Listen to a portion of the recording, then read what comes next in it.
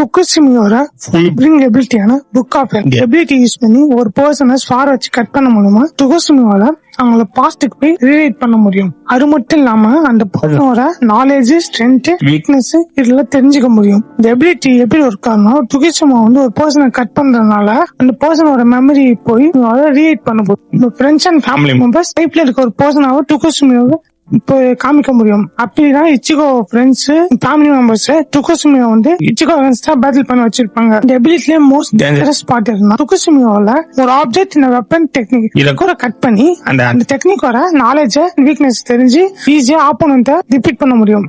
மாங்கால ஒரு பிக்கஸ்ட்னா இச்சிகோ வந்து யாவாச்சி அகைன்ஸ்டா பங்கர் ஆக்டிவேட் பண்ண சொல்லும். யாவாச்சி வந்து ஆல்மைட் யூஸ் பண்ணி அவனை ஜான் பாக்டர் பீஸ் பீஸா உரைச்சு போட்டுரும். டுக்குசிமா புக் ஆஃப் யூஸ் பண்ணி அவன் இச்சிகோ குறைஞ்சு போன ஜான் பாக்டரை பழையபடி ரீஸ்டோர் பண்ணிருப்பான். இந்த மாதிரி அனிமி கண்டென்ட் நம்ம சேனல்ல நிறைய பேர் சப்ஸ்கிரைப் ஃபாலோ பண்ண பாக்குங்க. ஃப்ரெண்ட்ஸ்க்கு எல்லாம் ஷேர் பண்ணிக்கோங்க.